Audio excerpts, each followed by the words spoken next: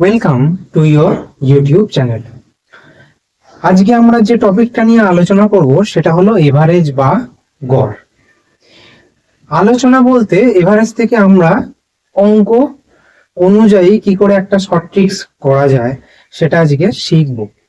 প্রথমে আসি এভারেজ সম্পর্কে। এভারেজ মানে মোটামুটি আমরা সবাই জানি যে এভারেজ গড় কি, যে যতগুলো সংখ্যা দেওয়া থাকবে তাদের মোট যোগফল বাই ততগুলো সংখ্যা।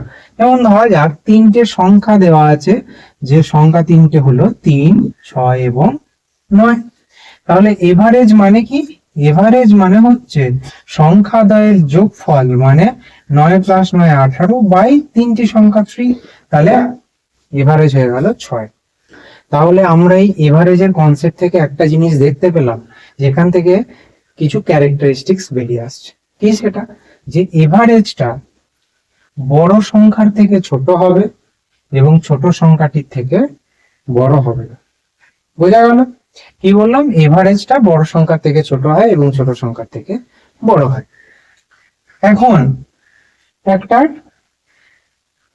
এভারেজ নিয়ে আর আমি বেশি ভেতরে ঢুকবো না, জাস্ট একটা মজার ট্রিক আজকে শিখবো।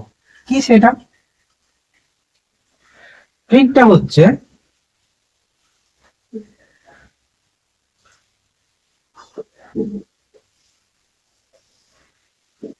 ধরা যাক একটা ক্লাসে আমি জাস্ট অঙ্কটাকে একটু ডিসকাস করছি। একটা ক্লাসে 46 বয়েজ আছে, যাদের এভারেজ এজ হচ্ছে 19। ক্লিয়ার? আর ক্লাসটিতে 69 গার্লস আছে, যাদের এভারেজ এজ হচ্ছে 15। ক্লিয়ার? আমাকে কোয়েশ্চেনটা যদি এরকম দেয় যে তাহলে টোটাল ক্লাসের গড় বয়স বা এভারেজ এজটা কত, তাহলে আমরা যে প্যাটার্নটা জানি বা একটা বেসিক নিয়ম জানি সেটা কি?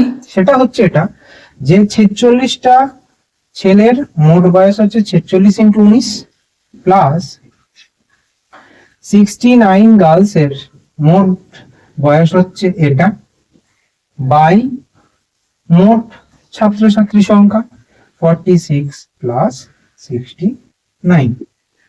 ক্লিয়ার?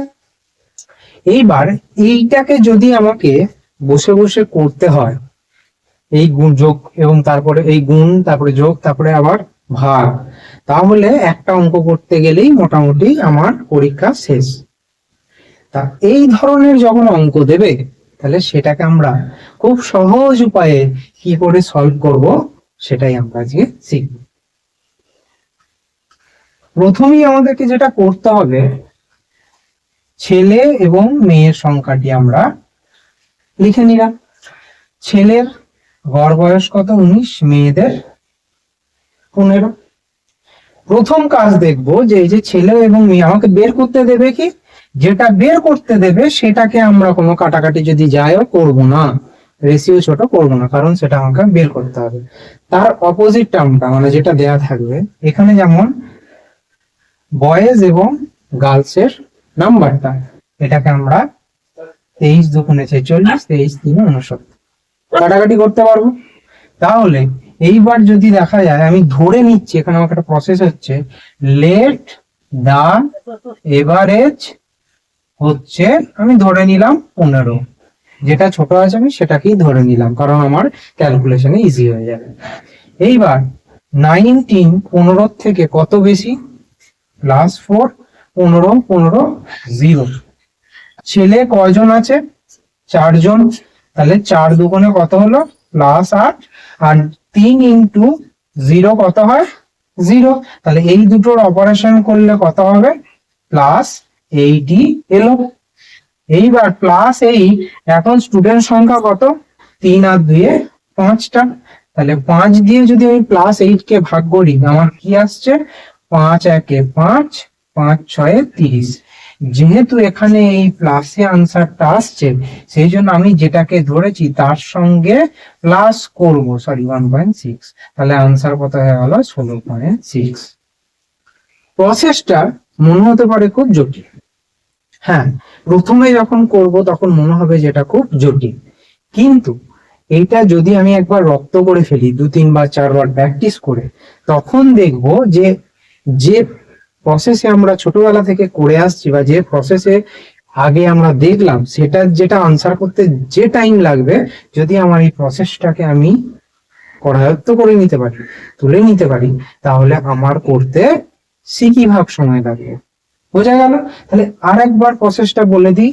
প্রথম কাজ হচ্ছে, যদি সংখ্যা দুটোকে রেশিওটা ছোট করা যায় করে নেব, দিয়ে ছোটটা আমরা কেন ধরছি, এটাকেও ধরলে হতো বা মাঝেও কিছু একটা ধরলে হতো, আমরা এটাকে কেন ধরে নিলাম, যাতে আমার একটা পোর্শন জিরো এসে যায়। এইটা ধরে নিলে একটা পোর্শন আমার জিরো এসে গেল, তাহলে আমার ক্যালকুলেশনের সুবিধা হয়ে গেল, আর আমাকে কোনো যোগ বিয়োগ করতে হলো না। সেই জন্য আমরা 15ই ধরে নিয়েছিলাম। তাহলে রেশিও ছোট করে নেওয়ার পর গুণ করলাম 8, 0। এবার এদের মধ্যে অপারেশন মানে কি, যদি এখানে অন্য কিছু আসতো তখন আমরা বিয়োগ বা যোগ যা হোক করতাম। এইবার এইটা থেকে যখন কটা স্টুডেন্ট এখন আছে, 3 আর 2 5টা, তাহলে 5 দিয়ে ভাগ করলাম। যেহেতু এখানে প্লাস এসছে, সেই জন্য যেটা আমরা ধরেছিলাম সেটা থেকে প্লাস করব। আশা করি প্রসেসটা সবার জন্যই খুব ইউজফুল বা হেল্পফুল হবে। দেখা হচ্ছে আবার পরের ভিডিও। Thank you.